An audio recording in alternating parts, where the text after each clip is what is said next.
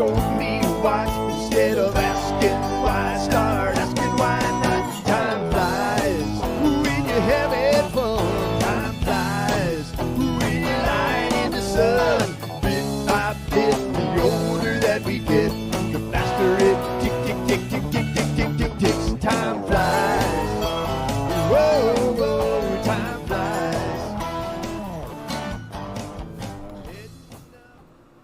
Good afternoon. Lyndall, Fraker once again with the Marshfield Old School Times. Been a little while since I've came to you. We took a little break this summer. The weather got a little bit nicer, and Melanie and I and the kids did some stuff, and seemed like every weekend there was something going on. But we're back. It's now September the 13th, and we hope to be with you most weekends as the fall progresses. So I'm happy to have a gentleman with us today, Tom Tomlinson. Tom, welcome to Marshfield Old School Times. Glad to be here. You betcha. Thanks for coming in. We're going to hear a little bit about Tom and his interesting life. I would like to remind everyone that today we're having a community festival here at the Marshfield Community Center. It'll be going on till 4 o'clock, so come on down. There's vendors in the gym, and we've got food trucks out front and lots of stuff for the kids. So if those of you that are watching, you have grandkids, bring them down and let them jump in the bounce house and do some fun stuff. We also have a pinball arcade tournament going on in the arcade in the East Wing down here. A lot of folks there for that, and those tournaments have gotten very popular with our RetroZone arcade. So thanks for joining us today again. Kind of missed everybody sharing stories, so we're glad to be back. So Tom Tomlinson is a gentleman that's been in Marshfield several years now, he and his wife, and we're gonna just start at the beginning, Tom, like we always do. We kind of start with when you came to this planet and where you're from, and a little bit about your family and a little bit of background. So we'll just turn it over to you for a minute. All right. I was born in Nelson, Nebraska. It's a little town, and the county borders the Kansas and Nebraska line. It's actually 12 miles from my hometown to the Kansas border. It was the Indian country in the old days, dry land farming at that time.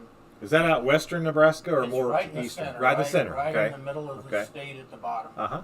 And Red Cloud, Guide Rock, Hastings is Superior, some of the bigger towns. Right. But anyway, I was raised there. My grandfather was a barber for 60-some years in the same barber shop. Always lived in that town. I graduated and I went to in 1964.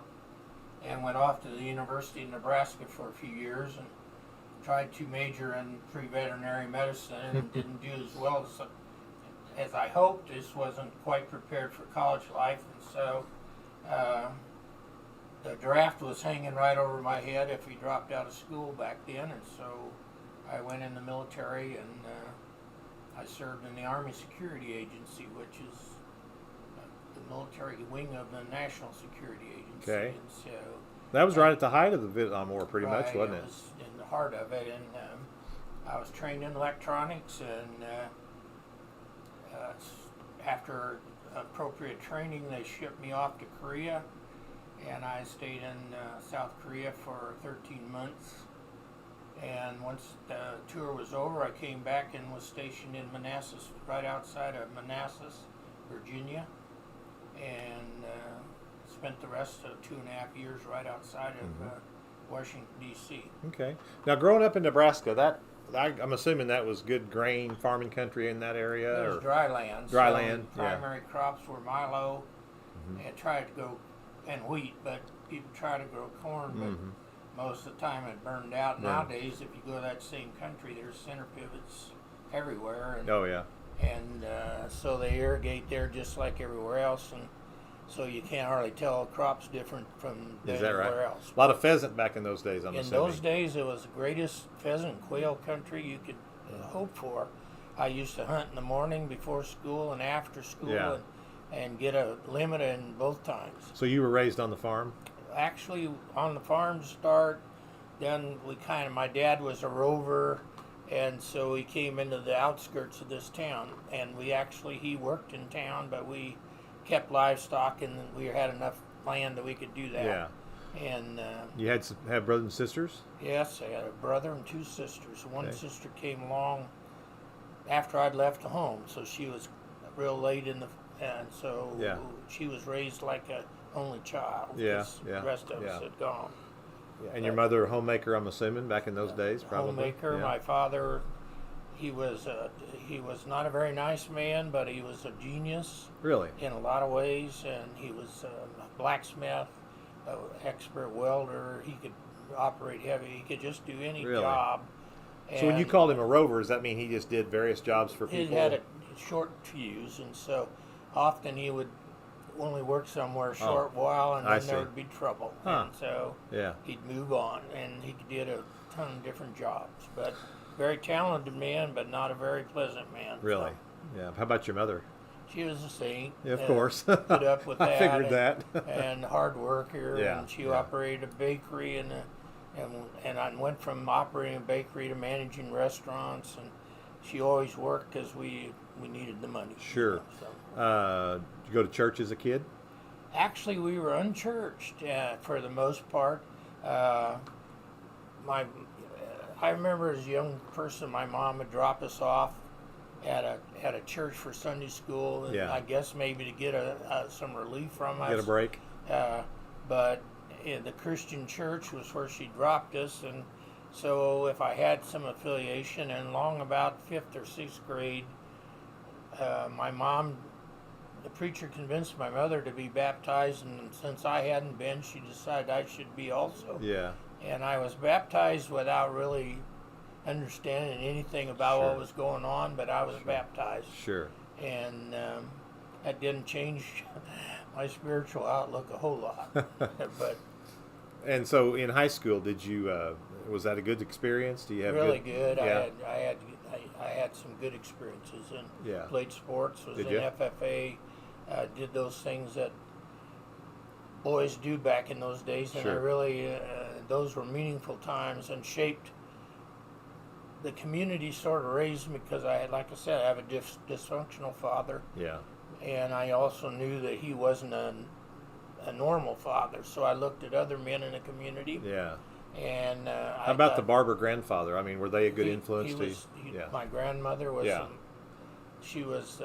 My interest in history, which I do have a deep interest in it, Right. came from my grandmother, and she was deaf by the time I knew her, but she had a very good memory of her early life, and Yeah. she came to my hometown in a covered wagon Wow. with the Indian camp right outside of town. They had a pass through where all the Indians would come out and beg at whoever was going by, and she had memories of all those things, and I pumped her as a child to tell me all the things and that I could think of to ask, and so I learned to appreciate her history and history of my community through her. Yeah. You know. Sure.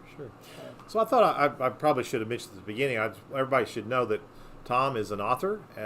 He's got 11 books, and we're going to talk about those in a minute. He also as he mentioned, a veteran, served during the Vietnam conflict, and we certainly thank him for that service. But also, he was a cowboy, and we're going to hear about that. So he's an interesting guy. And I should also mention that I've got acquainted with Tom at the Methodist Church here in town. He sang in the choir with my father. As most of you know, Dad sang in the choir for 50 years, and Mom did most of those years as well. So that's where I first knew Tom, and so I believe he's a man of faith and a man that can share some great insight, and we could all learn from people like Tom today, especially the younger generation, I think. So I want to give that background. I should have done it at the beginning. So let's move forward. So you now, what about when you met your wife? Was that in about this time period or later? Or? And actually, I've been married twice. So I met my first wife right out of high school, basically, and during my time in the military, we were married, and we brought 3 boys into the world. I have 3 sons that are all successful. One lives in Nashville, one in actually 2 of them, I guess, are in Nashville now, and one's up in Kansas City. Okay. They're all have their careers. Yeah. And so grandchildren, I'm assuming. we got lots of grandchildren that we hardly ever see, and that's a big regret because I was so close to my grandparents, and yet I have very little influence with my own. So Yeah, well, you may have more than you may think too. And then, so the boys were by your first wife then? Right. Okay. And like I said, after I got out of the military, I was trained in electronics, and I moved back to Nebraska and about starved to death trying to find work, and I had to take a job in electronics, even though that wasn't something that I didn't in my heart want to make that my career. Yeah. And as soon as I had an opportunity, I was out and doing a television call next to a feedlot in Nebraska one day, and I just had an urge to drive in there and ask for a job. Yeah. And I drove in and inquired if they had any openings, and they had a $2 an hour job as a flunky and in the cattle doctor department in the treatment center, basically washing places down. And I said I'd take it, and the man that hired me thought he would never, that wasn't going to last. But I worked, they give you unlimited hours, so I worked like 80-hour weeks in this place at the $2 and ended up making basically what I'd been making in electronics at a lot more per hour. But was this your hometown or a different town? No, this was after I got out of the military. I settled in outside of Lincoln, and so this is close to between Lincoln and Omaha. Right. Is Lincoln the state capital, or is Lincoln is the capital and home of the Cornhuskers, and I'm a big Nebraska Cornhusker fan. Well, those were big football days back there in the late '60s and early '70s too. Yeah, I couldn't help it. I was just raised that way, and once you got it in your blood, you can't get it out. Who was the Heisman Trophy guy? Johnny Rogers. Johnny Rogers. Yeah, that was about 69 or 70, somewhere in there. Yeah. Anyway, he was a great football player. Right. So anyway, I ended up at this feedlot, and then over the next 7 years, I went from the washer guy up to the cattle manager of the feedlot, and I had 17 cowboys working for me, and we had 32,000 head of cattle to take care of, and I was responsible for everything that happened to them, This feedlot owned by a big corporation? By a single owner. Single owner. Largest cattle feed. Maybe Montford in Colorado might have been bigger, but his name was Bill Foxley, and he was a big cattleman. Now, wasn't Omaha a big cattle meat used to be location years in ago, those days? by the time I'm talking about, there was down to one packing plant, and it went under in my time there. So it had no. At one point, they were large. They had a lot of beef packing companies there, Swift and a whole bunch of others, both beef and hog slaughter. So, but it all went by the wayside, and I'm not sure why or where or what, but that's happened. And, so after a time there, after you work a few Nebraska winters and it's 40 below, and normally I went to work at 3:30 in the morning because that's when we loaded cattle out, because they had to be on the trucks and to a packing plant by the time they arrived at work. And so our work hours day started early, and when it's 40 below zero, it was miserable. And one day after that, I came home and I said to my wife, I'm just got to believe there's somewhere I can do this where it's warmer. And so I put the word out. By then I'd established a little bit of a reputation, and I was able to get a job in Georgia managing a large plantation. Really? And we had 8,000 cattle in the feedlot, 2,000 stock cows, and we farmed 1,200 acres of ground. Wow. $7 million annual sales back. This was in the 70s. And it was owned by a vascular surgeon, wonderful man, who sort of became my father figure. And his aspirations as we processed along in our work life there, the EPA got on us pretty heavy for pollution. Our neighbors said we were having waste go in their fish pond, and so we had to close that feedlot as part of it out, because there was no way we could effectively stop that from happening. And so my owner decided to go in big time into center pivots. He was going to put and I'm not really a farmer, I'm a cowman, and so I said, as much as we hated parting, we did, because he needed someone that knew more about farming than I did Yeah. to go at that level. And I went out on the work circuit and ended up getting a job in Missouri, managing a ranch north of St. Louis. I had 300 cows. I was the only, I and one other man. I had a hired man. And so I took that ranch, which was like, the workload was like a vacation compared to what I had been doing on Yeah. the other job. And so What county was that, or town? that was in Lincoln County. Lincoln? Ellsbury, Missouri was the name of the closest town. Yeah. Now, what And- part of Georgia were you in? Actually, a little southwest of, it was Lewisburg, Georgia, Louisville maybe, Louisville, Georgia. And it was southeast of Augusta, about Okay. 45 miles, and north of Macon, about an hour. Dublin was about 45 minutes. Yeah. So it was in the coastal plains area of Georgia. Okay.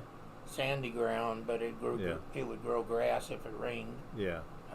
But anyway, we were just in cow-calf, and the owners of this place was a family from Miami, Florida, and I managed that ranch there for 9 years, and at Ellsbury. And during that time, I had so much free time, when I was having a spiritual kind of awakening then, and I decided when I left Georgia that I was going to devote time to my religious life, my spiritual life. So when I hit Ellsbury, we went to the Christian church, which the only church that I ever remembered, and so I started tending there and doing the ranch work on besides. And How old were you then? oh gee willikers, this would have been in 1982 when we came here. 30 or Yeah, I was in my 30s, 30s? early Yeah. 30s, Early 30s. Yeah. early 30s. I was just curious when you had that spiritual awakening, and Yeah. at what age you were when. I'd been baptized, and I'd had some messed around a little bit with evangelists at the University of Nebraska. They had a student Yeah. group, but it was superficial stuff. Right. I always thought I had my career I had to take care of, and that had to be first and everything. And so anyway, they started teaching a Sunday school class at the Christian church, and it went from a few members up to 30, and people in the class started saying, we think you should be looking at ministry. And I'm thinking, hey, you got to be kidding me, not me, And Yeah. so, anyway, things evolved along, and we eventually had to get what it all started in that church was we had to acquire a new pastor. And I was on the pulpit committee, and as they were looking at pastoral candidates, some of the ones we interviewed were just horrible candidates. And after they left, the committee would sit around and discuss them, and they would all say things like, well, I had no problem with that person that just denied the factuality of Jesus Christ, It was Yeah. just a biblical story. Yeah. And I'm thinking, ooh, maybe I don't belong here, And so I kind of went into free fall spiritually and went out, left that church, and kind of roved around through the community, interviewing past pastors about what their church believed. And I happened to end up in the United Methodist Church and asked the pastor for an appointment, went in, saw him, and asked him, well, I'm here to find out what church believes. And he just spun around, pulled the discipline down from the shelf, and tossed it down on the table and said, there it is, all written out. And I took it home and read it from front to back, and probably the only person that ever read the discipline all the way through. But I've read it, but it's changed too. It's not what it used to be. Well, at that time, I think they were sort of going by it. Yeah. And Yeah. anyway, before I ever joined the church, he said, come and teach us Sunday school. He said, I heard you can teach.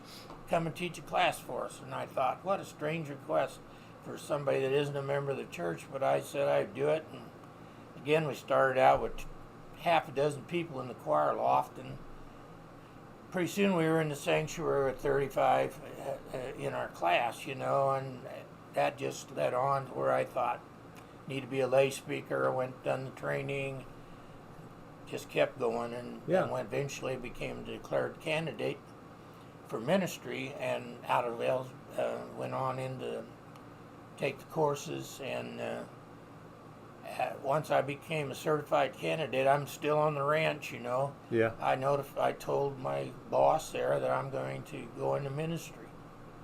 Going to quit, go into ministry. And they had a panic attack, and This was in Lincoln County, Missouri? yeah, this is my boss in Miami, and they tried everything they could to keep me from going into ministry. And so anyway, I stuck to that, and they eventually sold everything out because they didn't want to have to try to find another manager. Wow. And so I had to take all my animals that we'd spent 9 years making this cattle herd.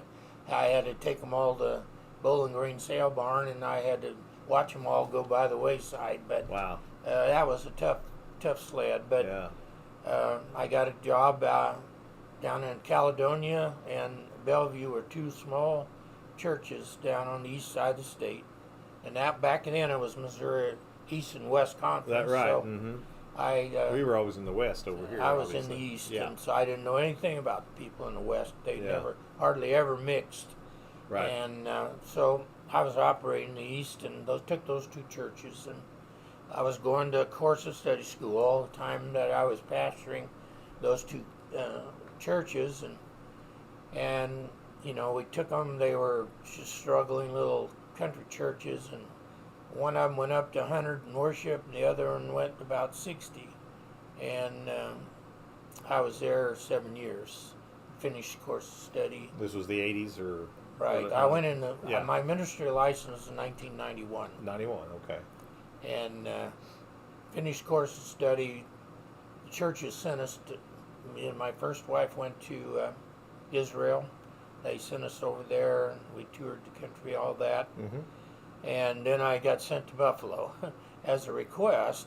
Buffalo, Missouri? Yeah. Okay. And I requested, my mother lived in Mansfield. She'd moved down here. My brother had a body shop in Mansfield. Oh, really? Dusty Doug's.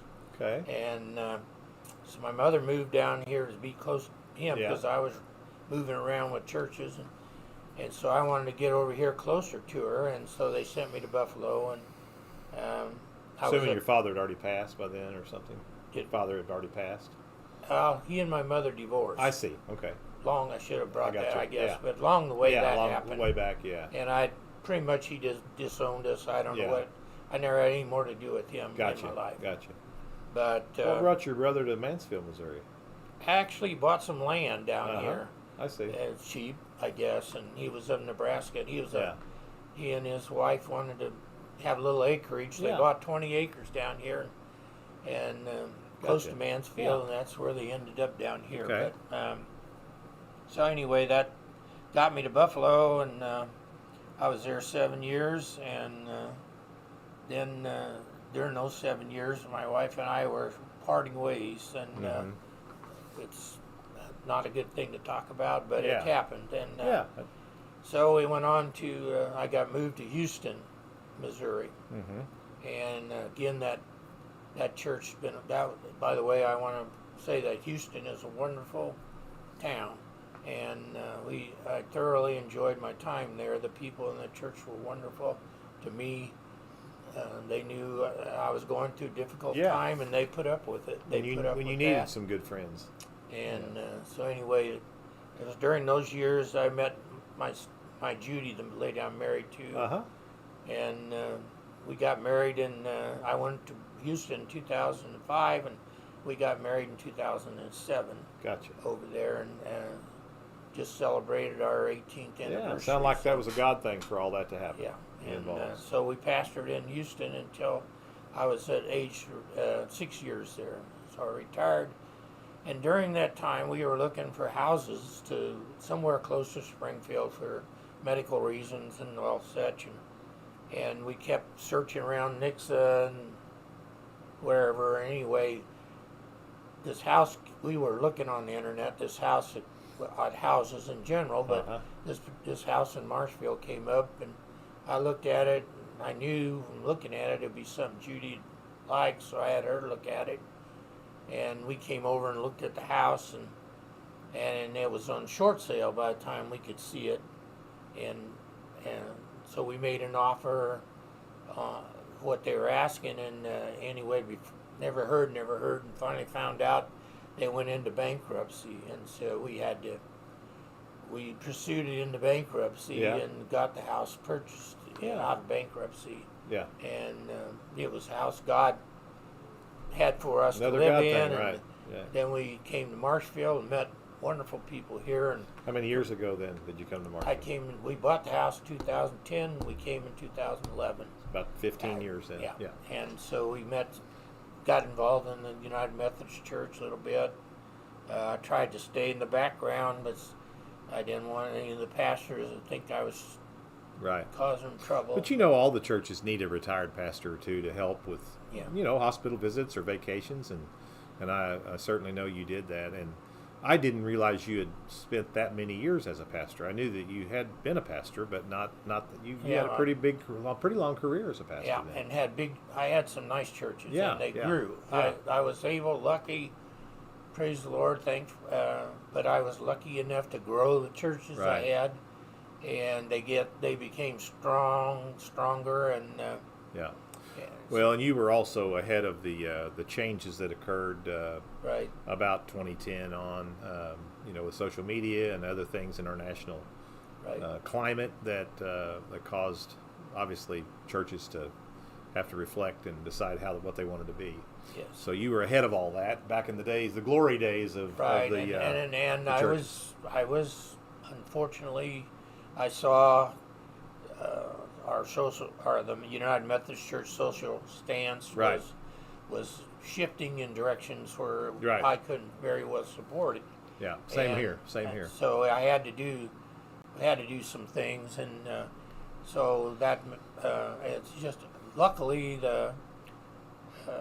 they give us an avenue for people that could exit if they choose. The retired pastors and so Retired forth. anybody. Yeah. I mean, the pastors Yeah. or the churches, if you were willing to Right. jump through their hoops, you could get out. And so a lot of pastors, me included, submitted our resignation, and luckily the Global Methodist Church came along, and Yeah, talk about the Global Methodist Church. I think that's something a lot of people aren't real familiar with, but Well, you're an ordained pastor in that right, I am. organization And now. so the Global Methodist Church is new, and it's actually the discipline of the Global Methodist Church looks exactly like, maybe not exactly, but close to the United Methodist discipline from the 50s, Yeah. when they were still center, middle of the road, conservative.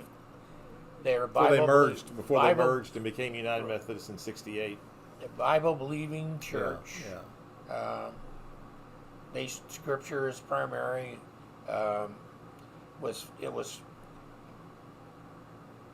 It's founded by a bunch of some retired United Methodist bishops and some other bishops from other denominations, and it's a global church, not just United American church. So a lot of our bishops are active in other countries, not just in America. But anyway, I sent my credentials to them when I found out about they were just starting up, and I sent my credentials, and they accepted them, and I was ordained at the very first annual conference in Wichita, Kansas, of the Global Methodist Church in this area, Heartland Conference. And so I was thankful, and we have the Seymour Global Methodist Church. The Niagara is a Global Methodist Church, and those are the two closest ones here. Right. Seymour and Anglo, but then I'm just going to round off numbers, but out of the, say, dozen or so United Methodist Church in Webster County 20 years ago, is Marshfield the only United Methodist left, or is there another one? No, there's more than Marshfield. Is there more than Marshfield? But there are Most of them around that they're I'm familiar struggling. with. Well, most that I'm familiar with aren't United anymore. Haynes Chapel Is it still United? still United, Okay. but it has hard. Right.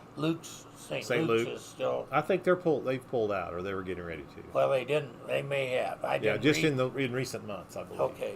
But I know, See, the United Methodist closed that loophole Yeah. So you can't get out anymore Right. with your property. That was Right, what right. I say when I can't get out. I mean, they had the old way of doing things. That United Methodist Church had the deeds of the churches. Right. That was to protect the church by putting you in a large group, and not individual churches could be targeted. Right. But that also was a drawback when you tried to leave. Sure. They owned your building, and so that was a problem. But it's changed, and the Global Methodist seems to be filling a void there. And there's a lot of independents, like Schweitzer in Springfield, the largest Right. independent, I think, in But western Missouri. And my brother is the choir director there, and right. it's where I attend. I'm going in the morning at 8 o'clock, and enjoy that much. But My hope is that those independents will join the Global Yeah. Methodist simply because together we can do so much more yeah, outreach and mission work than we can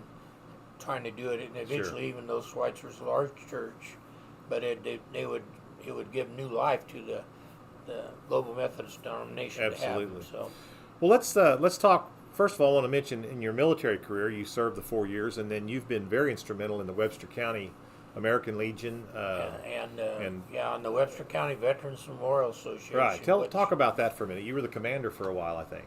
long time.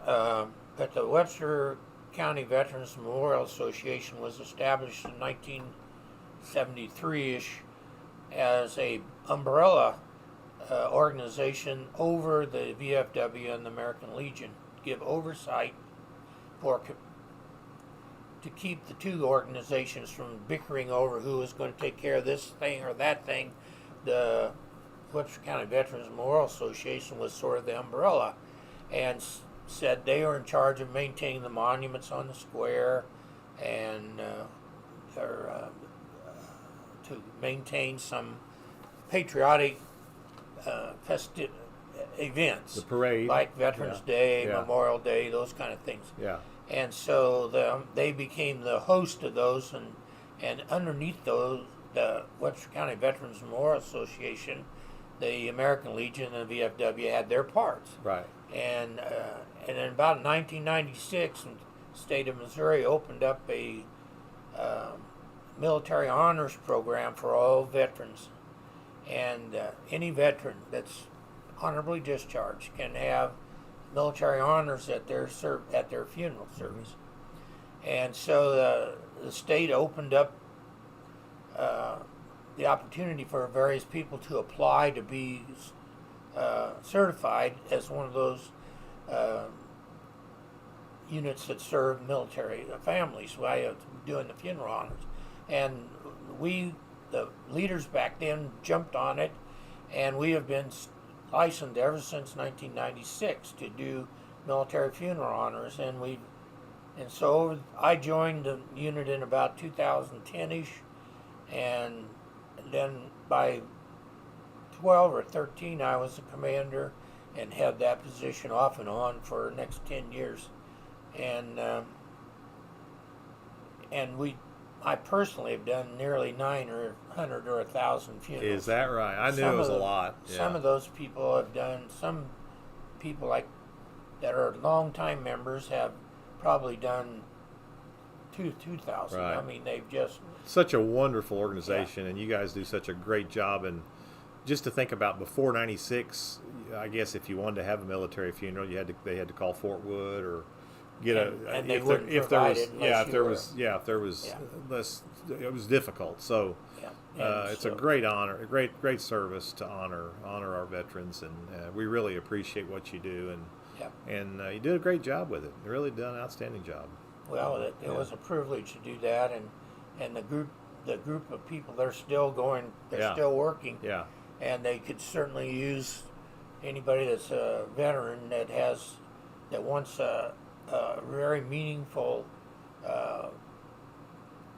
group to belong to. That's one that you should look at, because you just can't help but be touched Yeah. by going out and helping these families. It's such a meaningful Yes. ministry. Yes, absolutely. And of course, the American Legion, which you're a member of, right? Or Right, is it I'm VFW? commander American of the yeah. Legion right yeah. now. And so you guys meet monthly? Meet on the third Tuesday of the month. Yeah, yeah. My dad was a member of that. I know he really he enjoyed was- that. He was a special guy. Yeah. And we have a lot of, unfortunately, our American Legion members are like the Honor Guard members. They're all up there in age, and we Yeah. need younger people, and it's very hard. And I don't really understand why the young veterans are not interested in participating in American Legion. VFW has. I'm a member of the VFW as well, and they have as much difficulty getting new members as we do in the American Legion, and it's hard to understand, but we keep plugging away. Well, yeah, and of course, I'm not a veteran, so, but I can't speak for them, but I know everyone's lives are busy, and it may just be that. And I'm sure it's not their patriotism or anything like that, but we really appreciate you doing that. So I'm gonna. Is it okay? Are you plenty cool? I'm gonna turn that air off. Yeah, I'm fine. I'm kind of cool. I've got an air conditioner going today because it's 90 outside, and turn that off for a minute. Let it warm up a bit. You bet. I want to move into the next chapter, no pun intended, with your book writing, and it's pretty impressive, to be honest with you. Guy that probably wasn't raised with any formal education in journalism. Certainly, you mentioned going into the military and after high school, and actually I should have. During my walk through things, when I realized I was going into ministry. Back when I was on ranch man, I was still working on Ranch Ellsbury. I decided that I wanted to get my degree finished, so I went back to college. I worked the ranch during the day and went to college at night, and I did. I had to get about another 75 hours of credit hours, and like I said, my first 2 years were pretty. I was barely keeping my head above water, but when I went back, I had some doubts because it had been 20 plus years or 30 years maybe since I'd been in classroom. And so when I went back to the Missouri Baptist College, had a satellite site in Troy, which was not too far from where I lived. And so I started going to class there, and I took all my courses through their satellite center there, and graduated from Missouri Baptist College with a Bachelor of Science in Behavior Science. Oh, okay. And I ended up having a little better than a B average, so I drug all them bad grades up because I had to drag those other hours up. Yeah. But I was pretty proud of the academic success that I had after going back. Yeah. So I encourage people that are, if someone was in their 40s or 50s out there that haven't finished school, I encourage them to go back. Yeah. But so anyway, I had that under my belt when I started in the United Methodist Course Study Program. So yeah. So then you tell us when you got the fever to write that first book. Actually, I started writing the very first book I wrote while I was still in ministry. And I worked on it, put it aside, work on it, put it aside, throw it out, start over, that kind of thing. But I always knew I read a lot of books. I was constantly reading, and I always thought I could write one of these. Yeah. I always thought that, and so when I retired from ministry, I'm sitting around twiddling my thumbs on a cold winter day, and I thought, I get that book out and look at it again. And so I tinkered and tinkered and tinkered with it, and I finally I got it finished. And that's this green book here. This one here, that's your first one? And it's really set in the time of the Missouri-Kansas border trouble right before the Civil War, when the raiders and the terrible.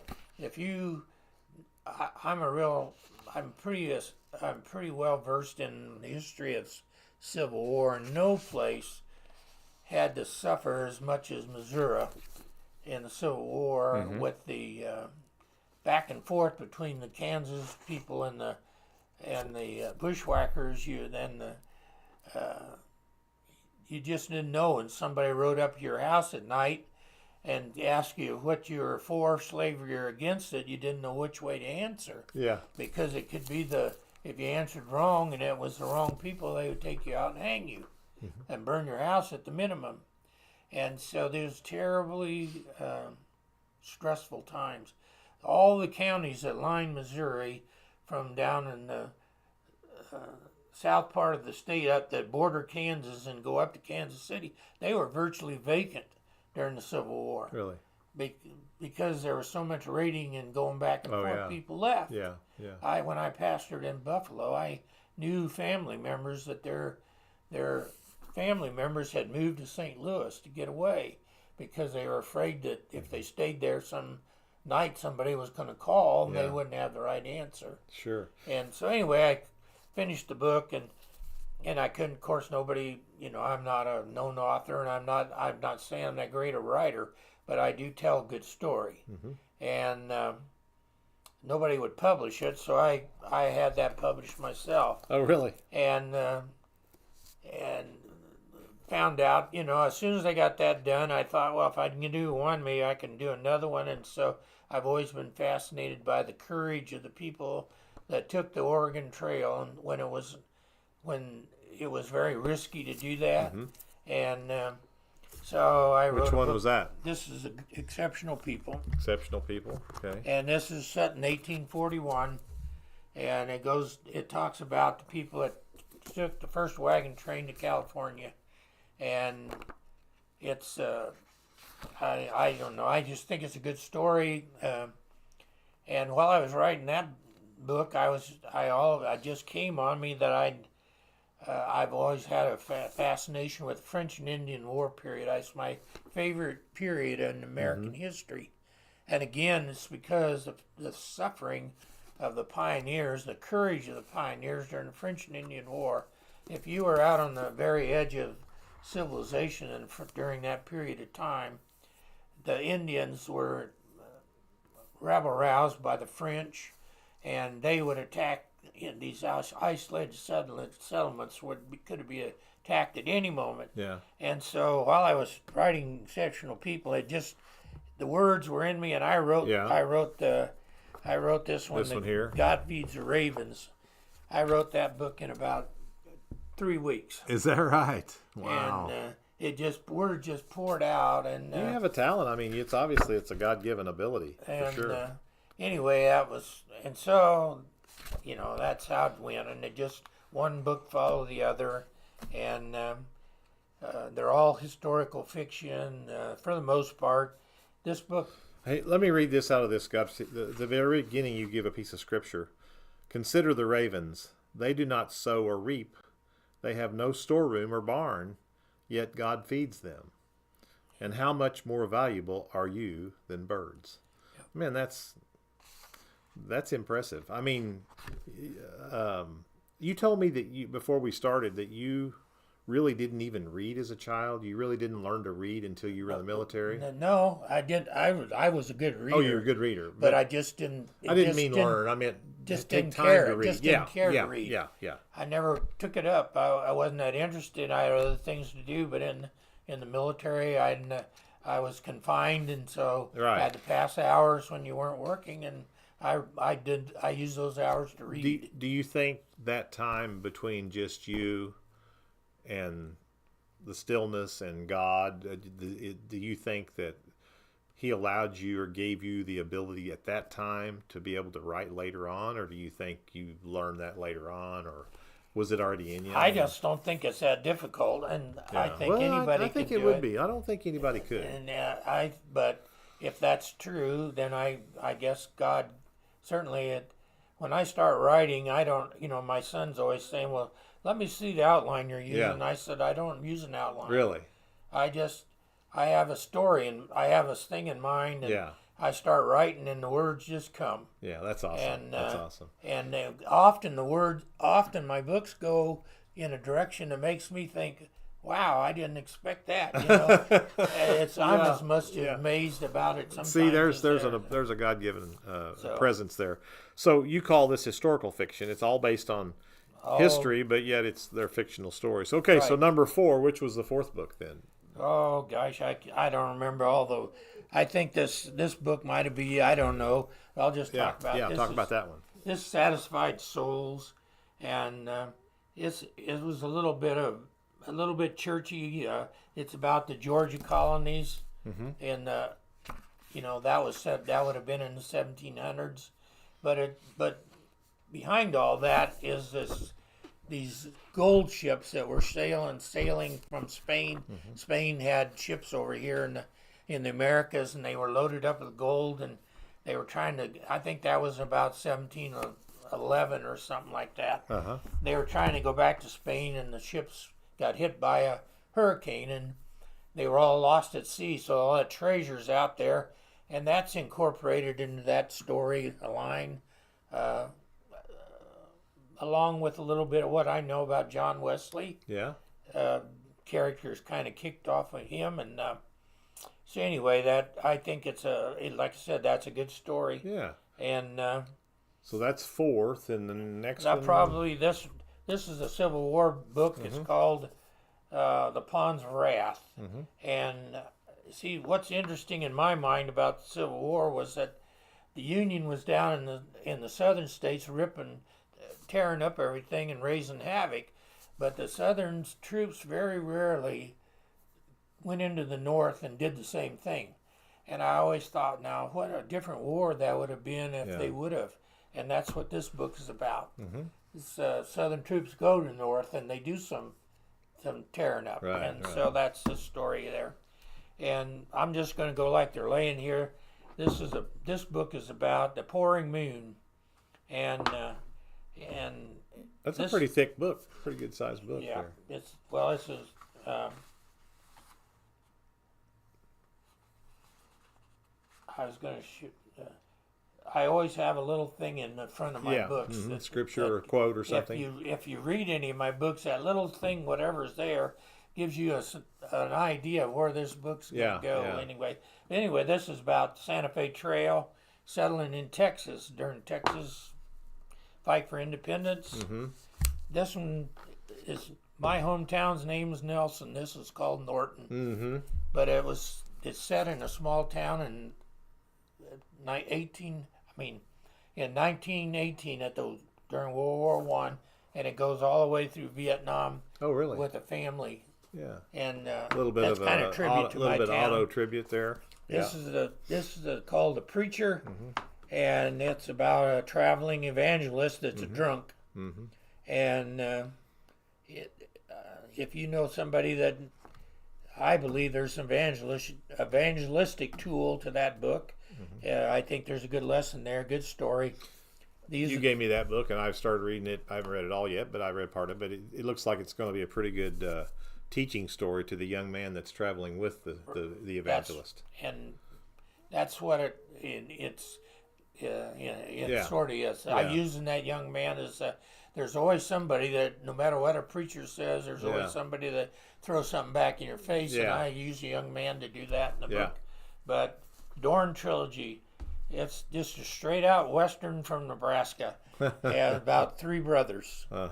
Three brothers, that's Dorn? what they're on there, and their name's Dorn. And this last book is my latest. Let me talk about the Gulch Killings. Yeah. Somebody asked me to write a mystery, and so I wrote the Gulch Killings.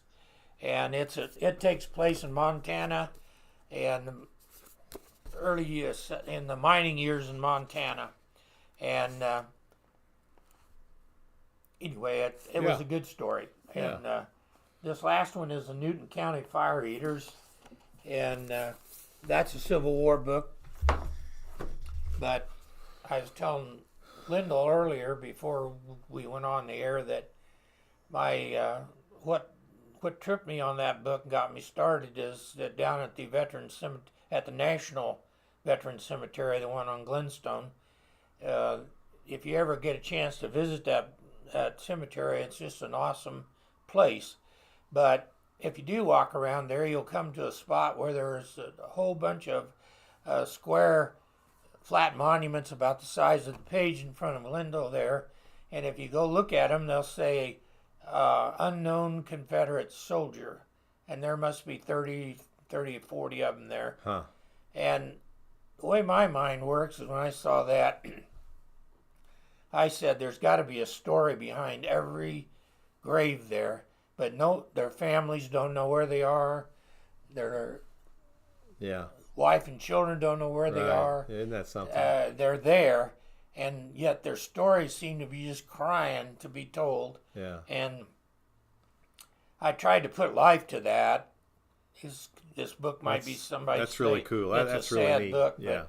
But, We think about, you think about that. We've all have lives, and we're living now, but we'll be dead and gone one of these days, and then 100 years from now or whatever, there still will be a story that someone will remember. You've got children, grandchildren. I do as well, and wherever the community you lived in, there might be something or whatever, but those poor guys, who even knows, and it's really sad to think about. They can't even bring them come to their grave because Nobody knows whose grave it is. Yeah. And there's some poor widow that has maybe they had children and they're heirs and they're still around down somewhere in the South, and they don't know what happened to their great grandfather, and that could be him or one of them. So yeah, interesting. One thing I wanted to say before we finish the books up is by the time I wrote my third book, by publishing books was very difficult, and I was getting so frustrated I was going to quit. I found out that Amazon has a publishing. You doesn't cost me anything. Really? To have these books published. Now, if nobody buys them, they just print them as a demand. I see. I don't know how it can work, but you can order this book today, and Amazon will deliver it to your house tomorrow. Isn't that amazing? And it's not published yet, Isn't that amazing? I don't understand it. But from the third book on, I had a publisher in Amazon, and so all my books if you go on Amazon and look up Thomas Nathan Tomlinson, which is my author name, and all my stuff will show up. Yeah. And anyway, it's been a blessing for me because I could get stuff published. Yeah. And whether anybody reads it, but I've had people read my books in England, France, Canada, Germany, Japan. Mm-hmm. What's the price of your books in general? Roughly. They go. The latest one is $15. $15, yeah. They go down. There's lots of them that are less than 10, and of course you can get them on Kindle. Kindle. Kind of read them on the Kindle, and they're hardly a couple dollars there. Yeah. So. Yeah. Well, that's really good. That's interesting, Tom. It really is. You've had an interesting life. I'm sure you probably and lots of help along the way. Yeah. I've been lucky. The old saying is be in the right place at the right time, and then do something with it. Right. I mean, it's more than just be in the right place. You have to do something with it when it happens, and I've always tried to grab hold and do something. But the interesting thing that I've observed, and I've had 80-some guests on here, I think now, and just in my walk of life, it's so obvious and so prevalent that those that have a story that I've been able to share with through this podcast, at least, there's always a connection to their faith. Yeah. God's involved, and as my good cousin Craig Thomas always said, God wins, and in Sunday school he used to say that God wins. And when you've been a follower like you have, then certainly God won with you, and you in turn won with God. So, and I think with what's happening in the world today, and just briefly, we are about out of time, but we got a few minutes, but it should be an eye-opener. We should be opening up our faith a little more. The young man that was shot this week, he certainly had no problem expressing his faith and mixing that with political affiliation. And we've always kind of been taught, to keep it separate, but you really can't keep it separate. We are who we are, and faith plays such a big part. We want to be good citizens, good Americans, good faithful followers of Jesus, but we also have to influence others and do it in a way that's kind and caring and not hateful. Well, it's certainly concerning that the very things that we talk about in church are the things that that people are opposed to, that they call hateful hate talk, and Right.